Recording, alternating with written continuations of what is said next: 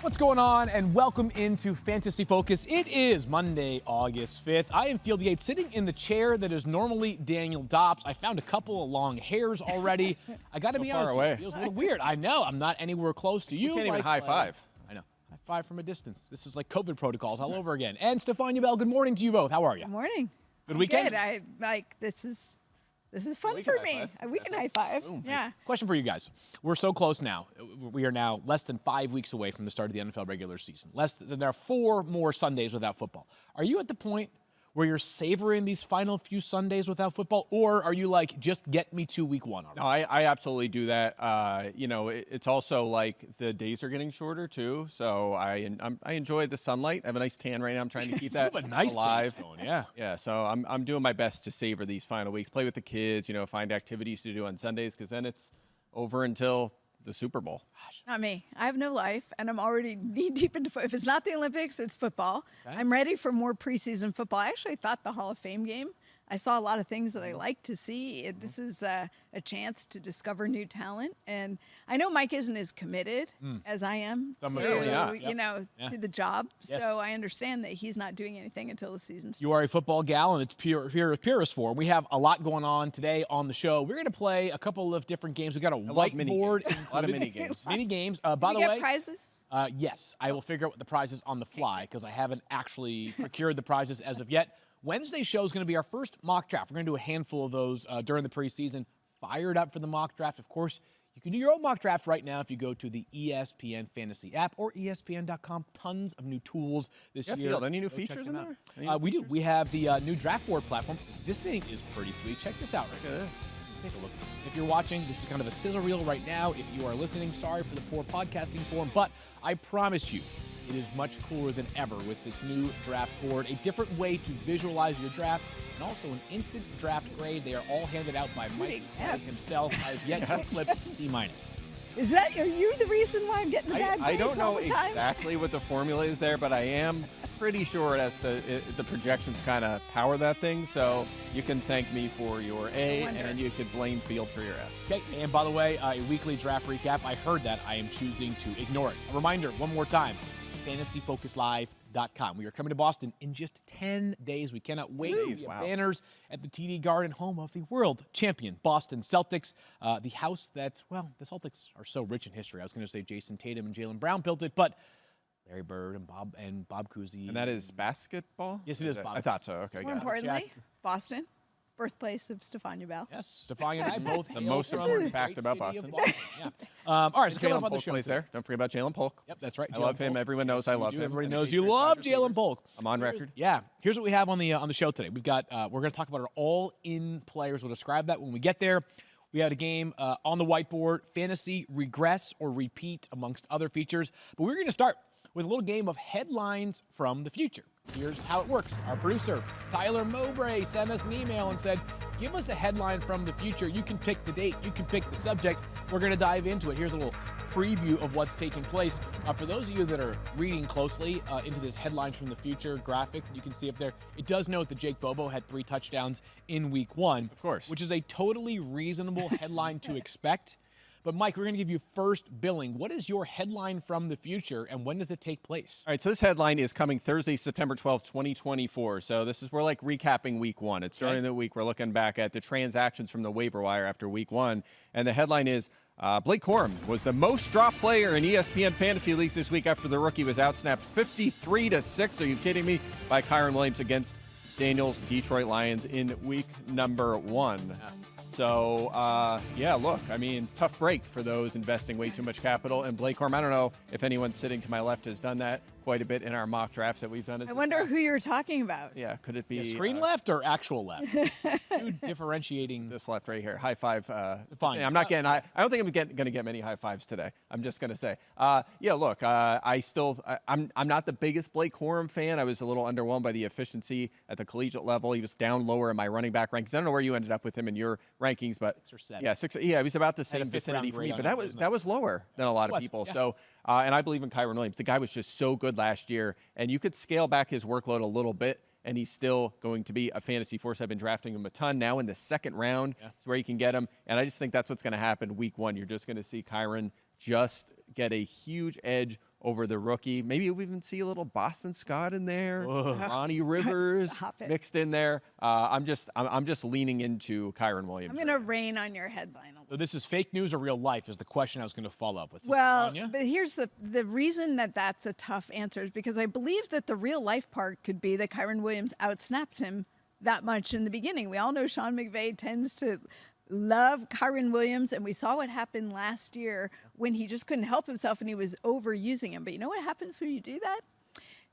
The wheels fall off, and at some point something can happen. And we learned anything about running backs that you need insurance in this league. So what I don't think is true about your headline is that I don't think people are going to rush to drop him because they're going to be patient and understand that if he does outsnap him 53-6 in week 1, by week 3 they'll be needing Blake Corum. I don't know. When you have and you're in a 10 or 12 team league and you have a guy that played just a handful of snaps, usually, and post week 1 is the busiest waiver wire week. Yeah. Those are the guys that go. I think like A.J. Dillon was like the most dropped like last year or 2 years ago because same kind of thing. Just wasn't on the field. Anytime you can go grab Kevin Ogletree after a 2-touchdown performance for the Cowboys. Well, look at. But here's the thing. That might not work out. It might have been a bad plan, but people are still going to do it. Of course they're going to do it. So we can split the difference here. First of all, Kyren Williams did play the highest percentage of snaps of any running back in the NFL last season. Right. You know what the number was? It was like at 98% or something. On the field, yes. Yeah, like 80% or something. Even more than that, 83.7%. Yeah. Higher than Christian McCaffrey, who, by the way, played over 80% of the total snaps, even with not playing in Week 18. So 2 guys who were kind of in a different tier of total playing time. I'm going to split the difference here in this regard. I think Mike is accurate in his assessment that it'll be the Kyren Williams show, so much so that we're like, why was Blake Corum even active on Sunday Night Football?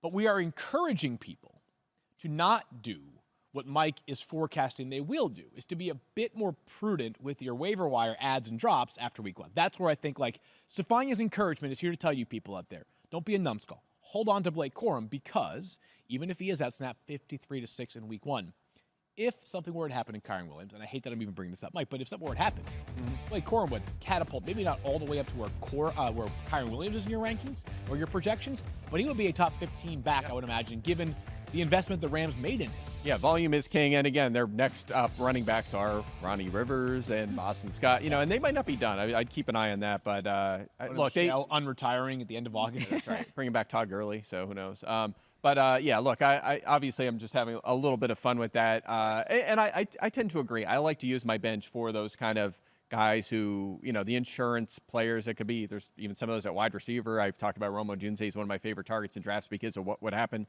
if one guy gets injured. So no doubt about it. But again, post week 1, sometimes you're going to be like, this is a guy that has no standalone value. There's a guy in waivers saying a 10-team league that had a big week 1. You know, Jermaine Burton, you know, let's say he has 2 touchdowns in week 1 for the Bengals and looks like the real deal. 10-team league, you might want to put a claim in and drop Corum. You just might. So you know what? I'll be waiting in the wings for everybody who does. Okay, so Blake Corum is going to all of Stephania's teams, even the ones in which he does not have the privilege of drafting him. All right, Stephania, you are up next. So Blake Corum and the Rams already accounted for, but let's stay in Los Angeles. Yeah, well, Mike went with the week 1 headline. I went with we're going to look back at the season. In January 2025, the headline is going to read, Kimani Vidal was the most added running back off the waiver wires this season as he emerged to take over the Chargers' backfield, leading in rushing and receiving yards down the stretch. Buying it, Mike? Fake news or real life? Fake news. Gotta be fake. See, I'm not getting high fives today. I'm not buying this one, and I'll tell you why. He is a 6th round pick at the running back position. This is a 49ers have loved 6th-round picks. yeah. Well, here's the thing. I have some history for you. The best fantasy seasons by a 6th-round running back over the last decade: Elijah Mitchell finished RB 26. Alfred Blue finished 42nd. No one else even in the top 60, which shows you. Is that 6th round or later, or just 6th round? I guess Drafted in the 6th round. I just looked at specifically 6th rounders. Isaiah Pacheco, guys like yeah, that. there's of course there's a very small sample, but the point is you generally want to follow pedigree. So I'm going to just say this is an extreme long shot, and I know the situation, and I'll let you say. Well, you know what the thing is, you already know my rationale of where I'm coming from for this, which is okay. Ahead of him, J.K. Dobbins and Gus Edwards. J.K. Dobbins, coming off an Achilles tear, clearly wants to change the injury narrative that has been his history for the last couple of years, and reportedly looks good. And look, what we saw Cam Akers do in the opening game, there's reason to believe J.K. Dobbins has quite a bit left in the tank. Is it enough for a dominant workload? Can he really shut off the injury narrative? We don't know. Gus Edwards, undisclosed procedure in the offseason, only started taking reps in 11-on-11s on July 31st. We're talking about two people ahead of him that you're not necessarily confident that they're going to be able to make it the whole season, or that they will ultimately be the most explosive player on the team. Kimani Vidal has shown his durability, played 4 years at Troy, has skills in every dimension, can run, can catch, can pass block. When you can pass block, and I've been talking to a lot of running backs this offseason about what gives them opportunity. The more they can show their value on the field, the better their chances are of being on the field and finally getting a chance to show what they can do where they want to do it, which is running with the ball and catching the ball. So I just think that, remember, my headline was that he was the most added.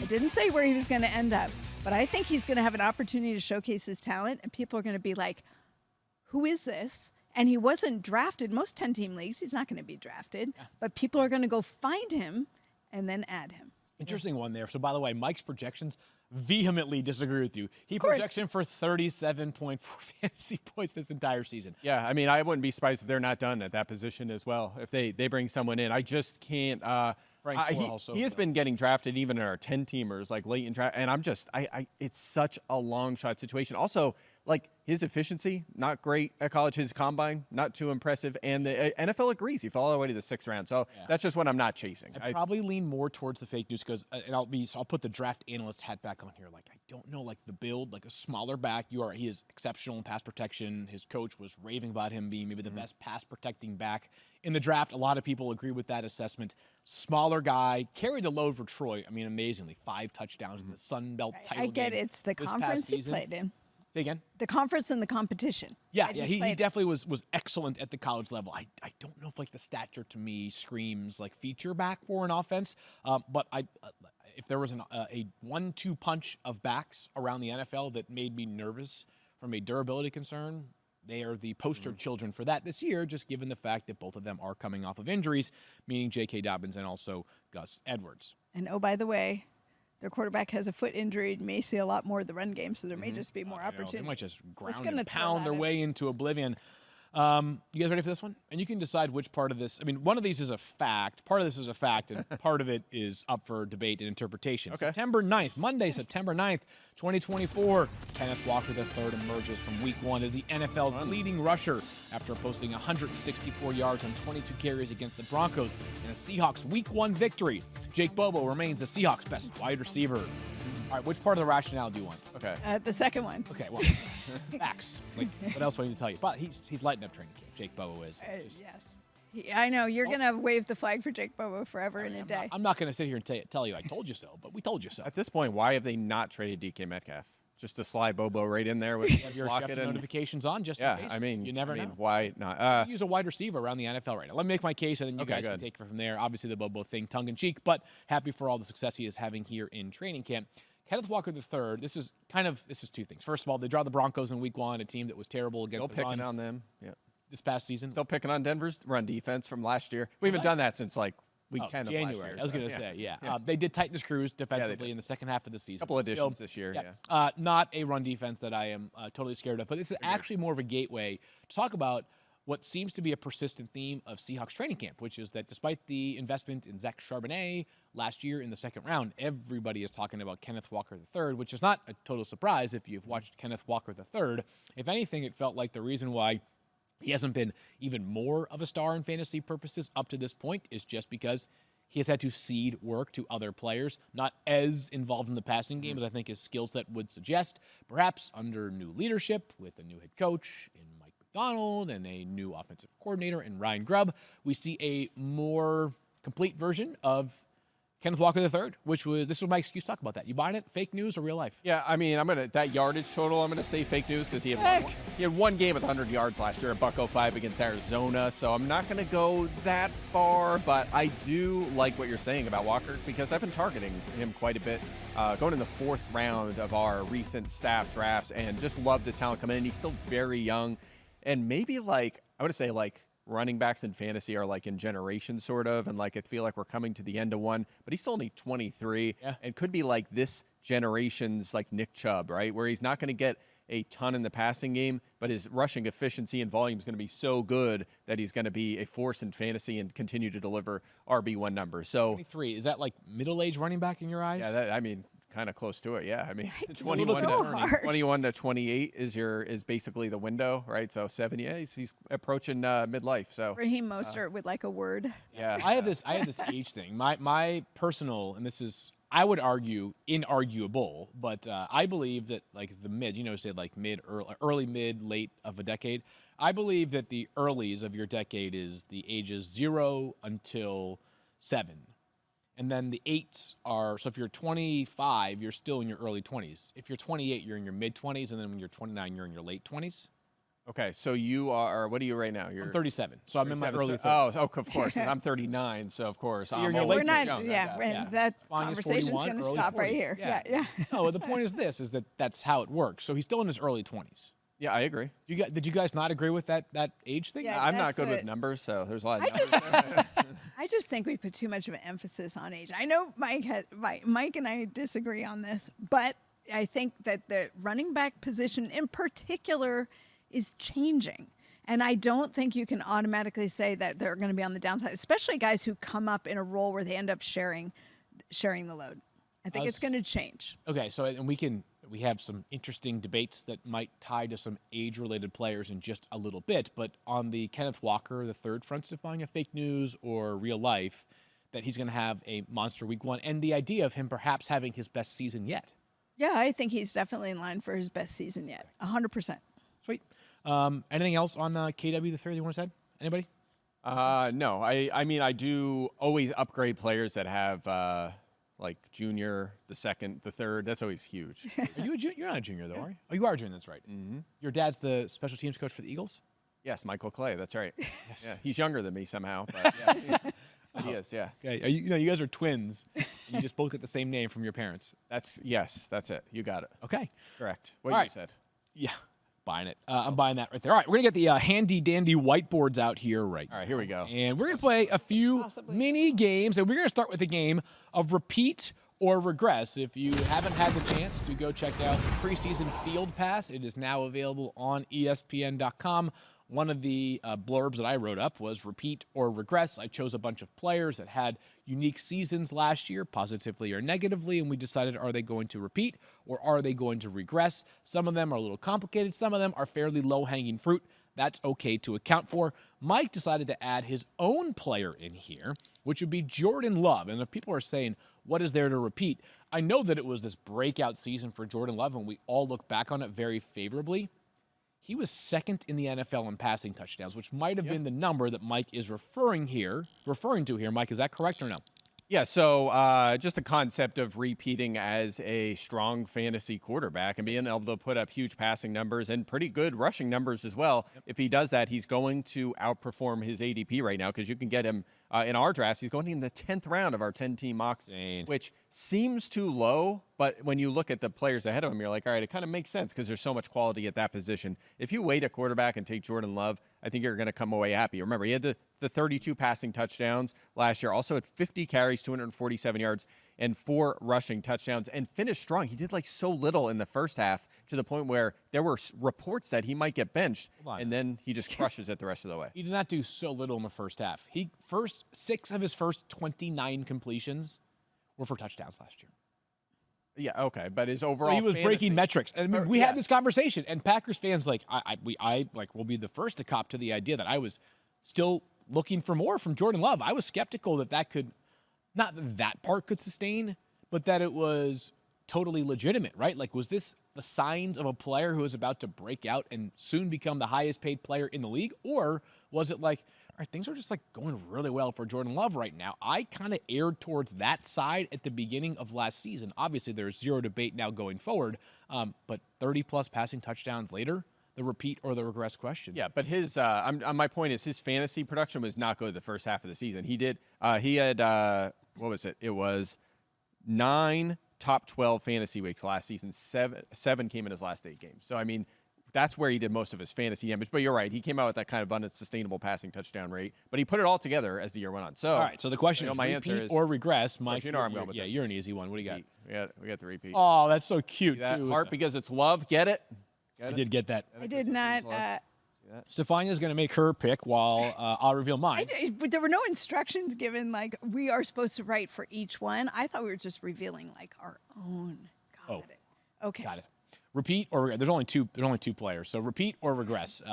I will cast my vote. It's repeat as well. I've talked about this, which is the idea that when we're sitting here parsing between which Packers wide receiver we need to be prioritizing in drafts, or who's the best value between Christian Watson and Jaden Reed and Ontavian Wicks, and also Romeo Doubs, who continues to make headlines at Packers training camp.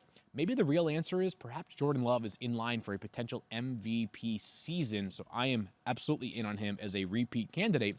And as Stephania formulates her answer, I do want to say this. I did. I got repeat. Okay, but got go it. ahead. Repeat. It's there's not a lot to add. You guys have already said all Okay. the glorious things about. I'll say this, and I'll take this related but sort of a different line here. And Mike, you can probably attest to this as well, because I know that your top 192 is out today. Yes, reportedly. I haven't seen it yet, but So it should be up on Mike the does site. this every year. It's 192 players that must be drafted in fantasy football. Yeah, is that and correct? so if you do a 16-round, 12-team draft, that's 192 players. So the players that in that kind of it's a little bigger than our average, but in a 12-team league, that's the players who should be drafted. And for those out there scoring at home, that means 168 of those are not kickers or defenses. And they are at the end, of course. They're at the end.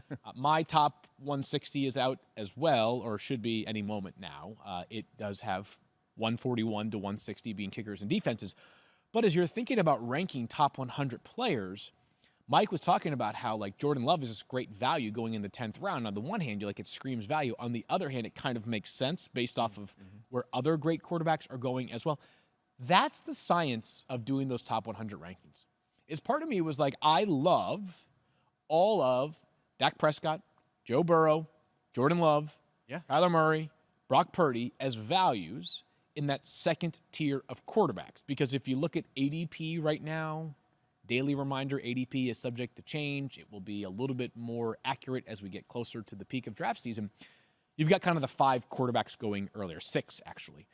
You obviously no surprises there. Allen, Hurts, Mahomes, Jackson, Richardson. CJ Stroud is even ahead of where like Joe Burrow and Dak Prescott are going. I like all those guys in that next tier. Does that mean that I should be clustering them as 5 players back to back to back to back to back in my rankings? That's the science of doing these top 100 rankings. It is far less simple. Far less simple than it might seem when you're just saying to yourself, like, top 100 players, like, just let it rip. So Yeah, and we've talked about this. It's hard to mess up quarterback this year unless you're reaching too far. I mean, that's the only really way to mess up because there's value like at every tier. If you wait a little and you're like, Allen has fallen long enough, I'm going to take him. That could work just fine for you. You're not going to be upset about having Josh Allen. yeah, if he goes in the 4th round at pick 36, I'd be thrilled to have Josh Allen. If he goes 17th in the 2nd round, I might feel a little bit like, it's kind of pushing the limits of where you want to take Josh Allen. All right, second player in our repeat or regress. This one was offered up by me. It's Raheem Mostert, who had an astronomical year last year. He probably broke every metric that Mike has. He scored 22 touchdowns. I believe 21 of them were on the ground. He was the Jamal Williams of 2023, right? But probably even better because he had more rushing upside, it felt like, at least to me. He was a little bit less, he was still touchdown dependent, but a little bit less so than Jamal Williams. And he plays for the most explosive offense, maybe in the league, certainly on the short list of most explosive. Yeah. Say again? When it's warm out, yes. When it's Look warm at out and you. playing at home. But an incredibly explosive offense, but one that also features a player that we have ranked inside our top 20 for backs, which is Devon Achane. So, Raheem Mostert, repeat or regress? Stephania, I'm going to turn to you first because I know you were just talking about how we need to pay a little more attention to these older running backs. What do you think? So I put regress with a qualifier, regress and touchdowns. Wow. Because the touchdown number is not sustainable. I don't have to be Mike Clay with a supercomputer to appreciate that what Raheem Mostert did in terms of numbers of touchdowns last year was off the charts. And there was an opportunity because of when he got the ball and the situations that he was in. And then you couple that with his blazing speed, which, by the way, at 32 years old, he still has. The touchdown numbers were insane. I think that's going to change. So you can't count on him to be leading the league in touchdowns. He set a record for the franchise last year, the most rushing touchdowns in the franchise history of the Dolphins. So Raheem Mostert, I think, is still going to get the same work. That's why I put the qualifier, because I think he's going to be as much a part of the run game as he was last year. But I think it's the way it's going to shake out. Devon Achane is going to rise a little bit in terms of your fantasy point productivity, and Raheem Mostert's going to drop a little bit. Yeah, trivia question for you. He had 21 touchdowns last year. How many did he have in his career coming into last season? You write that one down too? I used to know that. I knew that, but I was looking at that number last week. Lucky 13. 19. So actually, a little bit more. But yeah, he had 19 in his career. Had 21 last year. So my answer is regress due to oldness. You know what? You're going to regress due to oldness at some point. You're going to be fighting it. I'm 7 years older than he is. So you know what? I'm regressing. I had heartburn yesterday, so I don't usually get heartburn. I had it yesterday. So Raheem Mostert would smoke you so fast in a foot race, it wouldn't even be funny. Yeah, but Mike can smoke him in a projections race. So that's right. So exactly right. Same thing. Exactly right. So yeah, look, he's also, durability's been better the last 2 years. He's played 15-plus games the last 2 years, but he's only played one full season in his career. And how about this? He's never finished top 30 in receiving yards among running backs as well. So he's going to be limited there. The volume, to some extent, is going to be limited because he's going to be sharing with Achane, who, again, we're drafting well ahead of him, maybe Jalen Wright as well. And, Stan, you talk about, well, just the touchdowns will regress, which they might be cut in half or more. That's a big problem for him because of all the other issues. He needs the big touchdown total in order to be a top fantasy running back, and you obviously can't count on that this year. Let me ask you guys a question. And this is certainly not set in stone. And I'll start with you, Stephania. What do you think the Dolphins would like their backfield to look like in a perfect world this season? And who are the players involved? And not specifically how many carries, but approximately what role do they play? It's really interesting because I was just down there, and I honestly believe that there is not a formula that they are looking to accomplish. I do think it's going to change on the fly. Okay. I think it's going to be a question of where they all are. I mean, obviously they added Jalen Wright to this group, and Jalen Wright, I understand, is picking up the offense very, very quickly, but it's still new to him. And it's going to be he's going to emerge as the season comes along, and where can he be utilized, and what's going to happen in what situation. The reason that, you hear a lot of that with coach speak about, it's situational, et cetera. But in this case, I really do think they believe it because the responsibilities those running backs each have, they have to be able to execute different things and all these different situations that they find them in. And they lean on each other, which is a compliment to them, but it's a nightmare for fantasy. And so I think that you're going to see weeks where Devon Achane is clearly, is running away with it, kind of like a couple of those 100-yard games that he had. And he's always a big play threat. So he could be on the field potentially less than Raheem Mostert and still outscore in fantasy points because he gets you over 100 yards when he hits the ground. But I think that could definitely change depending on what scenario they're in. I tend to agree because that's kind of what we saw last season as well. And also, again, Mostert's older and going to be limited to an extent. Achane coming into the league, we knew that durability could be an issue because he's undersized. So I think it's Raheem Mostert's on the field first, and it's 12 to 15 touches for him, 12 to 15 touches for Achane, maybe a couple for Wright early in the season. But again, guys are going to miss time. They're going to go with the hot hand. Jeff Wilson Jr., too, who they actually love. I think they'll rotate three. I don't think a fourth will be on the field. Yeah. It'll be interesting. I believe that you'll see a little bit of Jeff Wilson. Okay, so I'm actually glad to hear both those answers, in part because if they play 4 running backs, then Raheem Mostert's regression is going to hit maybe even harder than we are currently expecting right now. Meanwhile, I was thinking about this Jalen Wright draft pick for a little bit, and we all know that the draft is imperfect. Those that are evaluating prospects, like myself, are going to miss plenty of times. You hope to hit plenty of times as well. Teams are going to whiff on things, but the Dolphins, bereft of draft capital, who really, really, really need to be mindful of the draft going forward because they have a ton of highly paid players, traded a 2025 third-round pick to move back up in the draft to acquire Jalen Wright, a running back, who ostensibly is at a position that they were already in pretty good shape at. Mm-hmm. Does that make you guys think that they want Jalen Wright to play pretty close to right away? I think he'll get a little bit of work, but I think early on, only one running back's going to be on the field. Like, there's always reports like, oh, they're going to get two on the field. That doesn't happen enough for it to matter. And Mostert and Achane are there. I mean, those guys are going to play first. And if you have to pick one, so who's on the field? The 64 plays a game. So, yeah, I think Wright will be in. Would I be surprised if it's like 20, 20, 20 in terms of snaps? I would. I would, too. Yeah. So I think you're probably looking at maybe 10 snaps for Wright in week one. And then they know, look, GMs, coach, they know, like, running backs are going to miss time. There's a reason I have all running backs projected for 14 or fewer games. It's almost a lock that all but a couple are going to play in 17 games next year. So they're prepared for that. Evan Singletary, you absolute glory. Yeah, him and Najee Harris are like, they break the mold, but everyone else doesn't. They also pride them. I mean, what's the one quality that they look for in Miami? Right, speed. Mm-hmm. Everything is predicated on speed.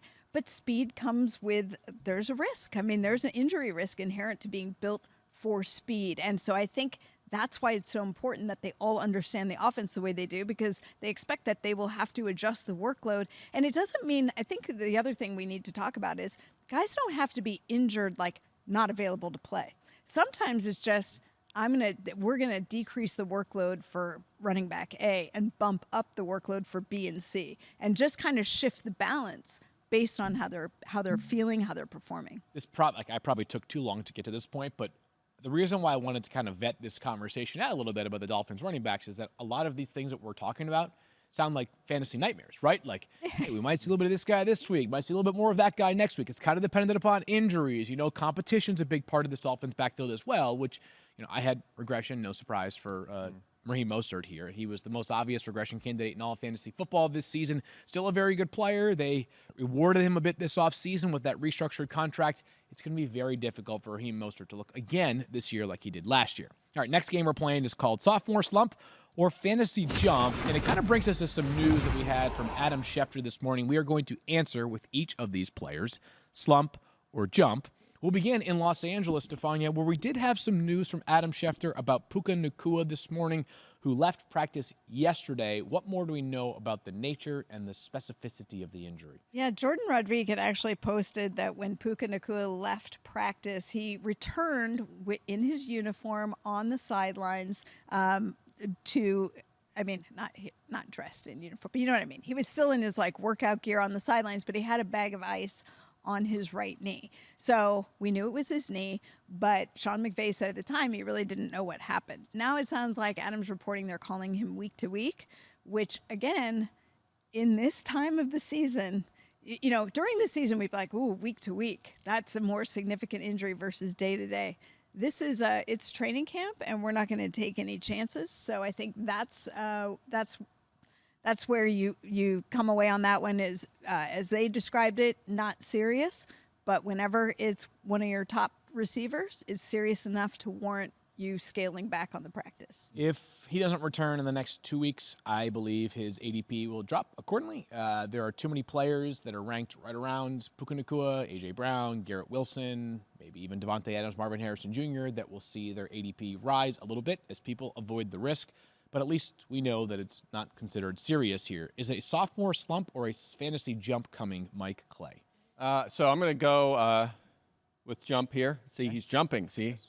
Like one foot's above the other foot because he's jumping. That's fantasy jump. I'm a great artist. You are. It's always good when you have to explain what's Is that happening. a football? Yeah, it's football. Football. It's deflated. It looks like, yeah. The air's out of. Everybody hold. Puka Nacua steam. Hold. Right Don't make the joke. Okay, keep going. I didn't. You see, I took a breath. That represents the steam, the momentum for Nacua in fantasy drafts right now because of the injury. I hope his ADP falls so I can pick him a little bit more. I'm not talking massively. I'm talking like 1 or 2 spots. I'll take that though. Wait, when you say fantasy jump, how much? Well, I mean, I had to pick either slump or jump. So, I mean, I guess I could say same. I could hedge and go in the middle here, but I think it'll be similar to last year. I'm buying in. I mean, even when Cooper Kupp was healthy on the field last year, Nacua had a slightly higher target share, a lot more yards, actually one less touchdown, but averaged 2 more fantasy points per game. Is actually wide receiver 12 in those games. And I've talked about this before. History tells us rookie wide receivers who perform at a high level and are top fantasy options almost always repeat. And so I'm buying on Nacua. He showed it to me down the stretch, even with Kupp in the fold, that he can do it. So I'm in. Okay. Stephania asked for like a more specific, like how much of a jump. I said jump with air quotes, like me. And here's what I mean by that. I played a lot of basketball with my kids this offseason. My 2-year-old is infatuated by it. Not very nice. I was not dunking on her. No, but she likes daddy to pick her up. So yeah, that's the best too, part, right? Yeah. We call her getting buckets. Getting buckets. But sometimes when I jump, it's not clear whether I actually left the ground or not, right? So Puka Nacua is going to jump. It just might not be that much of a jump because it's really hard to eclipse one of the greatest seasons ever by a rookie wide receiver. So I think he is going to be an even better player than he was last year.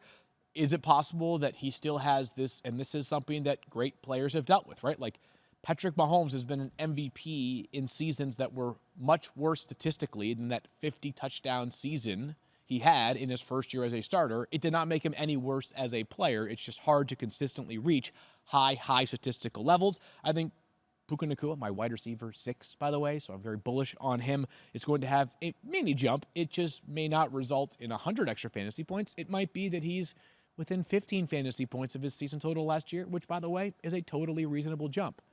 Stephania? Mike is I feel like I'm on Jeopardy, but not Jeopardy, because he's scribbling his answer, and I'm getting nervous. I'm already on to the next You're one. already on to the next one. I need to work on my artwork. I'm the only one who's being honest here, which is like I made it between a slump and a jump. Like a jump. Yeah, because how can you, Mike, you of all people, how can you say that after a performance like that, like what he did, that he is going to exceed that he's going to bump up from that performance? Puka Nacua is amazing. I loved him last year. What a revelation. I think the Rams thought so too. But let's not forget those first 4 games where he got so many of his early fantasy points were without Cooper Kupp. And yes, when Cooper Kupp came back, Puka Nacua was still relevant, but he had a lot more fluctuation week in and week out than he did in those first 4 weeks when he was the sole target. So my question is, with a healthier version of Cooper Kupp, who I'm told is once again having breakfast with Matthew Stafford, along with Puka Nacua settling in his second year, not going to set rookie receiving records and yards records this year. But he set sophomore receiving records.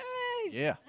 I don't. This is what I don't know. I think that we've got people are underestimating what Cooper Kupp will be, and I think overestimating where Puka Nacua will be. And I think it's going to go like this. I like the idea. And this is the second one that I've jotted down, is like, let's revisit it. The other one was last week, and I can't remember who it was. But, was it Stephon Diggs, Nico Collins board bet? You and I we're going to figure this out. Yeah, I forget. But anyway, we'll come back to that. Someone is writing that down somewhere, hopefully. Yeah, great podcast. We have bad. We're in our late 30s. So I'm in my early. I remember. You're in your early. I'm in my late. We don't have memories. There's a Cooper Kupp, Puka Nacua board bet somewhere that we're going to figure out along the way. Okay. So Stephania says jump. Mike and I both say jump for Puka Nacua. So these are hard. Sam Laporta, who had 10 receiving touchdowns as a rookie. Unbelievable for the Lions last season. A league-winning player who was added, in a lot of cases, off the waiver wire here. I'll start. I'll go with jump. And it's going to be hard because 10 touchdowns is a lot for any player. It's going to be hard to meet that number once again. But while it didn't take a super long time for Sam Laporta to realize his leap into the Lions offense, he did heat up as the season went along. So I think a steadier week-to-week role is in play for Sam Laporta. And part of the reason why I'm also confident in the jump, not just because he'll be a better player, the Lions this offseason are banking on the development of Jamison Williams, but is there any other addition to the offense that you think could impede the workload that we expect for both Amon-Ra St. Brown and Sam Laporta? No, sir. Okay. Not at all. There you go. So I'm on a jump. And that's why I think that we could actually see some improvement in his overall volume, because last year he led all tight ends in touchdowns with 10, and that number probably will drop. He was a little over his head in the touchdown department, but he was no better than 4th in routes, targets, catches, and yards among tight ends last year. So there's actually room for some growth. And, at his age 23, coming off one of the best tight end seasons we've ever seen from a rookie, there's reason to believe that can happen. So I'm going to stick with jump here. There it is. Oh, my God. That's the best I could think of for I thought the dad jokes were like not until Sunday. No, they're all the time. They never end. Yeah, they never end. A Laporta potty. He's jumping over the Laporta potty, so that's impressive by him. He's to have another Still impressive doesn't look season. like a football. That's my bit. Nope. I'm not even. How that. can I critique your art when I can't even go there? I can't even. What'd you go with? I went with jump. Okay. All right. Because everything that you guys said, but also I went back and looked at just his numbers of receptions. You talked about him heating up late in the season. If you go to the back half of the season, it was week 13, he had 9 receptions for 140 yards. The volume just stayed elevated after that. He had 1 week where he had 2, 1 week he had 3. Everything else, he was 5 receptions or more in the last 2 weeks of the season, 9 receptions. And don't forget, he was banged up at the end, and they were still going to him. They were still relying on him. So I think that now that he's been integrated into the NFL, or acclimated to the NFL, integrated into that offense. You guys aren't listening to me. You're busy drawing for your next one. But I am all about Sam Laporta jumping. You are listening to this one. Sam Laporta, a much more refined product in second season. I just wish not everyone can see, but you guys are like working on your necks. Like there's competition now. Mike set the bar very high. No, Devon Achane is our next one here. Oh, well, you know how much I love Miami. So. Okay, so Stephania, lead the way here. Or do you want to do a creative drawing first? I'm not ready. I got to work. Mike, slump or jump here for you don't have to draw. I'm just a great artist, so I thought much like if Mina Kimes was here, she would use her artist skills. She would do an etch-a-sketch. She would do an etch-a-sketch, like a same thing. It's like same. We're like the same person. So all right. So Devon Achane, you probably know where I'm going with this. I'm going with slump here, and you can see in the drawing here. What? This is Tyler Fulgham, and he's jumping into this dumpster to pick Devon Achane like he does in every mock draft that we do in the second round for some reason. And it's just too early. Look, what is wrong? Super efficient last year, but it's not sustainable. He should be in the regression category because the touchdown rate, the almost 2 yards per carry. I know he's not old, but he just he struggled to stay on the field. He was undersized coming into the league. We just talked about all the running backs in Miami. And look, last year, when it was Achane and Mostert together, they basically split the backfield. Achane was more efficient, of course, but Mostert still stole a lot of the touchdowns last year. I just don't think he could keep doing it. I don't think he's going to pay off a second-round ADP. I am going slump as well. I have a Dolphin that's going down and then back up and then down, right? The problem with Devon Achane is that that's a good Dolphin, actually. That's way better than thanks. Sure. It's just the idea, to your point, Devon Achane is going to have weeks in which he puts your team on his back and wins that week for you. It happened last season. He was the best running back on a per-touch basis last year, 1.5 fantasy points per touch. That is a very difficult number to sustain, but perhaps this player with his speed in this offense can come close to doing it once again. The problem with Devon Achane is you're going to have to bank on the possibility, I don't want to call it a probability, but the possibility of him being out 4 to 6 weeks because of the fact that he is a teeny tiny running back, and the idea that while if he gets 15-plus touches, it's going to be great. How many times do you think he had 15-plus touches? 3 times. Yeah, 3 times last year. So the Dolphins are going to be intentional with their usage of Devon Achane, which for fantasy football purposes, sometimes you'll take the far less talented or explosive player who's guaranteed to have 20 touches in a game than a guy who is going to have 15 touches one week and then potentially 6 the following week. Yeah, I agree. So, 6 touches he had 1 time last year. The rest of the time, even his least number of touches in a week when he was not injured was 6, and that was once. Okay. He had 7 touches, 9 touches, and then it was double digit the rest of the time. So I do believe that Devon Achane will jump. Okay. And here's what I think you can't bank on. I think that what happened was when he came in, he was so electric. He had 3 back-to-back games with over 100 yards on the ground. People were like, that's insane. What's going on? Because they didn't know what to expect. Well, he knows that defenses know what he's about. Now, he recognizes that coming into his second year, I talked to him about this, he knows that they're going to be looking to key in on him differently than they were last year. So he's trying to make those adjustments. He also dealt with his first big injury. That was his first real injury in the NFL. And I think he has an understanding of what he needs to do to try and stay as healthy as he can within the amount that you can control it. But I think that Devon Achane's ability is going to make it that much more valuable for him to be on the field. I would say that I think he's not going to have as many 100-yard crazy games, but I think his average fantasy points per game will go up. I think that would be a good thing, frankly. I think it would be better for him to be a more consistent player, even if a lower upside player. I think that is probably a more sustainable recipe to win your league with a player like that. That'd be my argument. Yeah.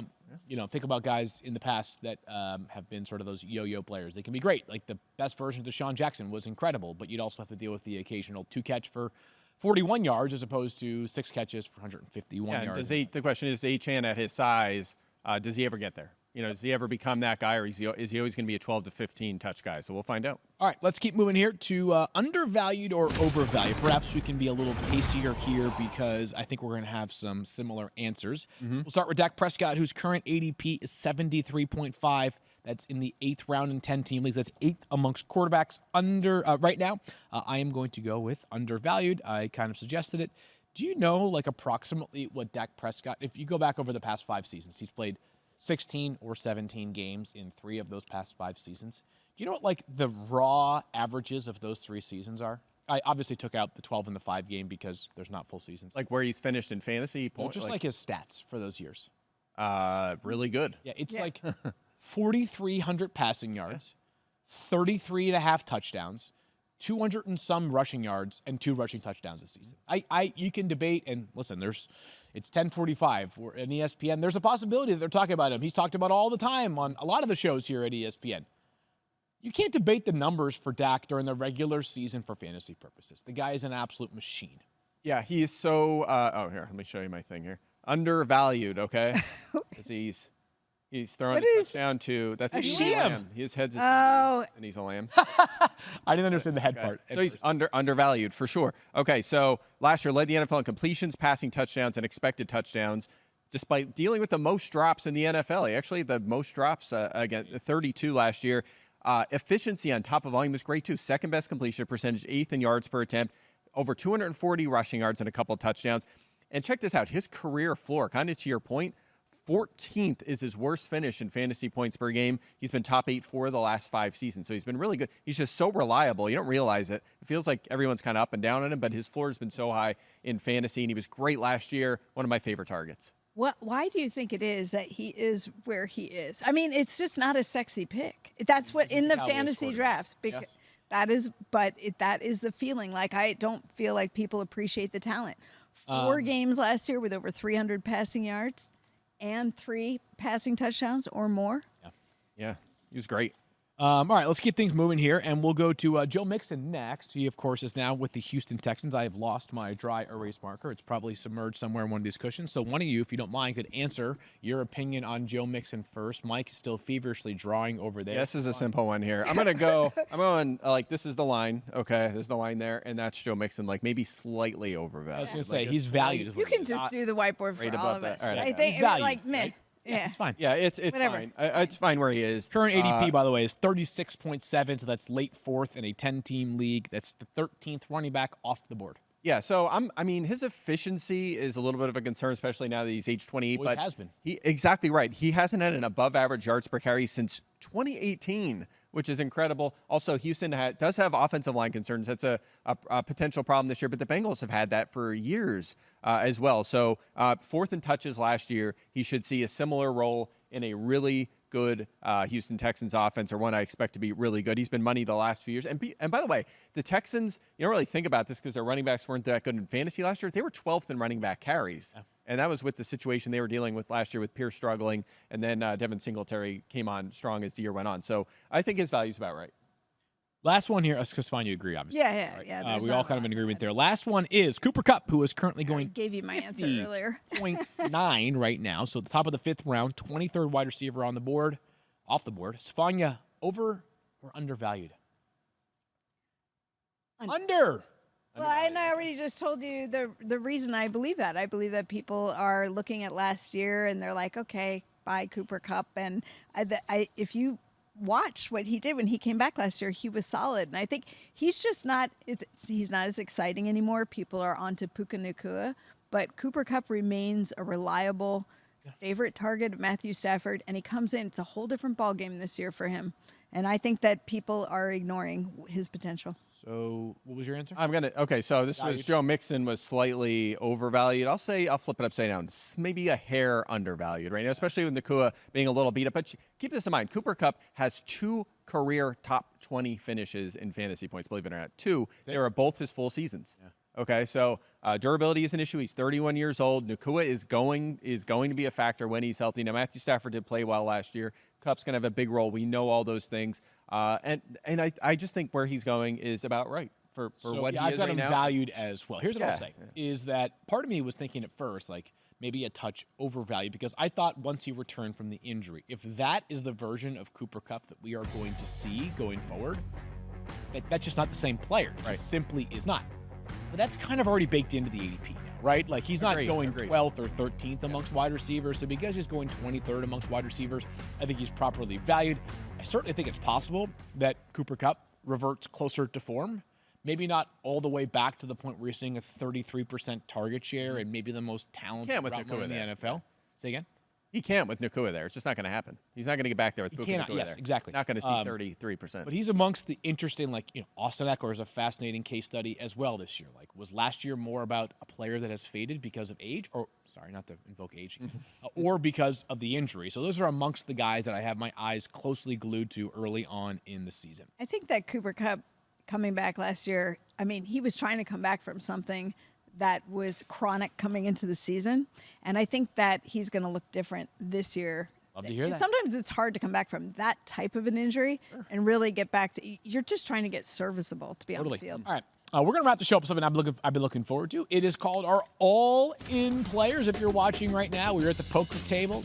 Mike and I, Daniel's Vanya, playing cards. Daniel, he's not actually participating because he's not here. Daniel should He's be just back there in the next couple of playing days. games. And this should be relatively self-explanatory in the sense that, like, we're on these players, like, we're very excited about them, but a little bit of nuance is allowed as well, right? Because I will explain my picks into why I am all in, and none of these names are going to surprise you people. I am not telling you about the Saints' 5th wide receiver that I'm all in on, right?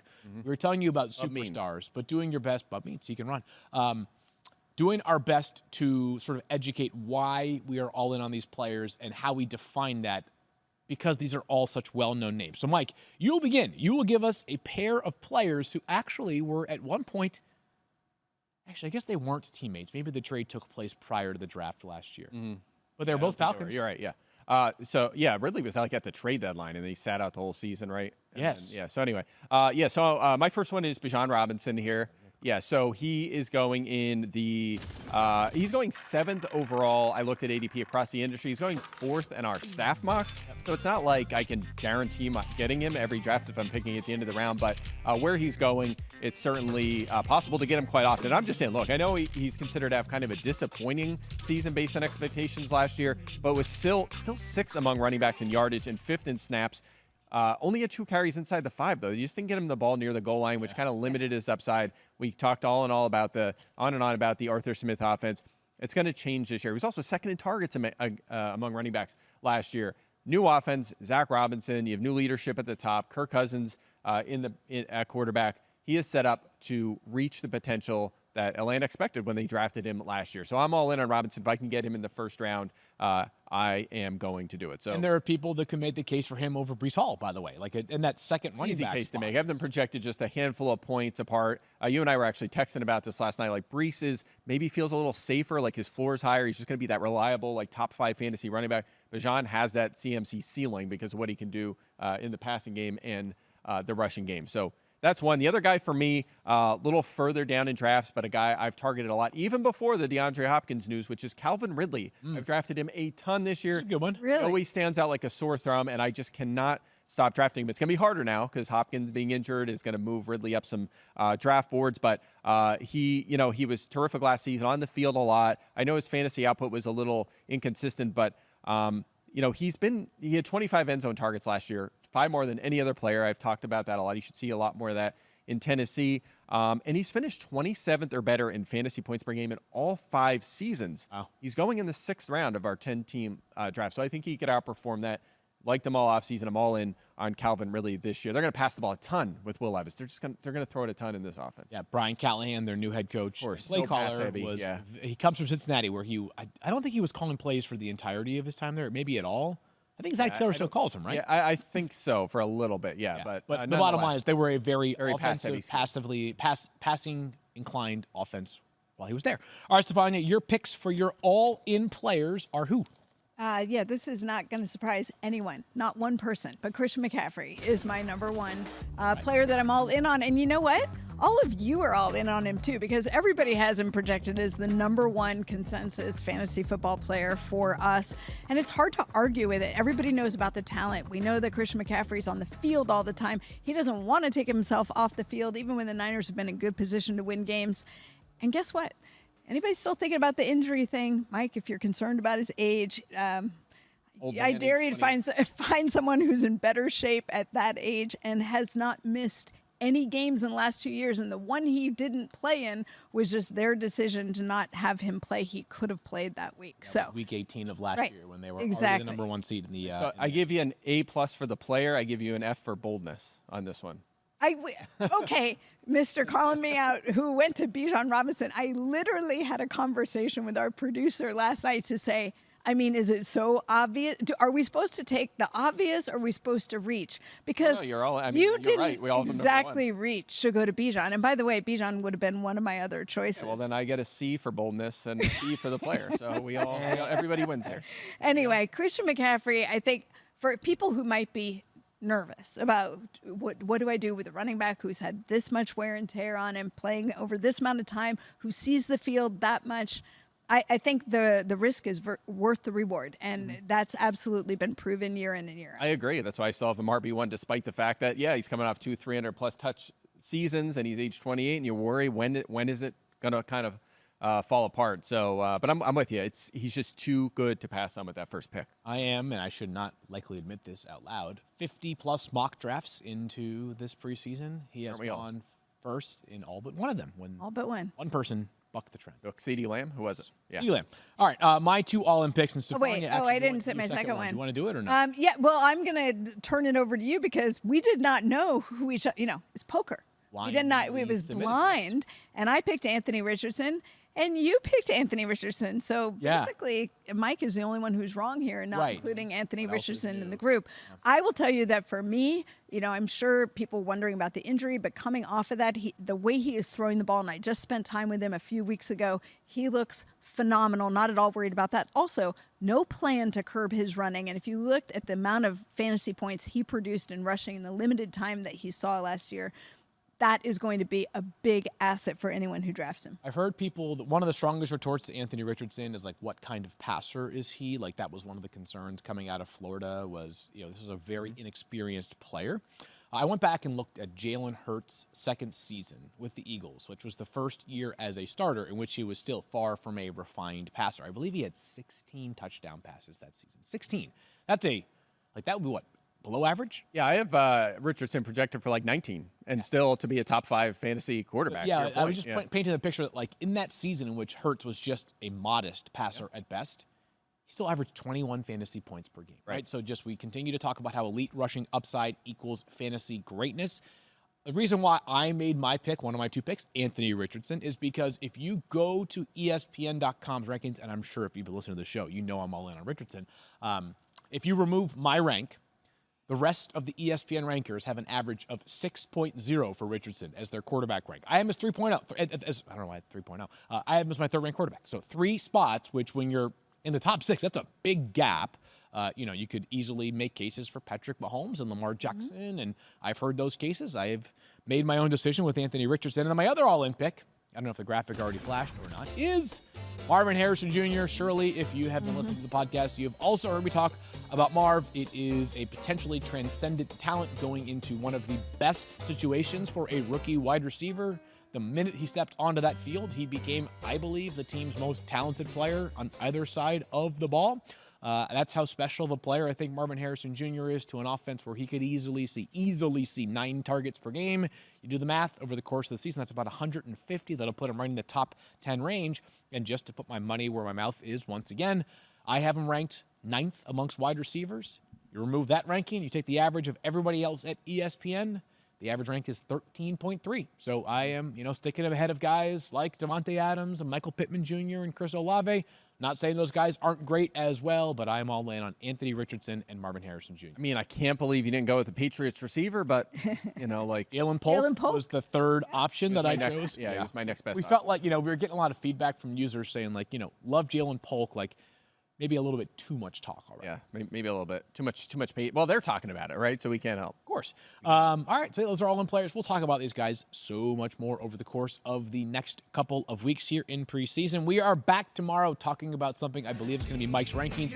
Stephania is headed on the road, so we'll see you again when you are back from your travels all over the NFL map. Can't wait to hear what kind of information you pick up. For Stephania and Mike on the field, Danny will be back tomorrow. If not, Mike and I will talk to you then.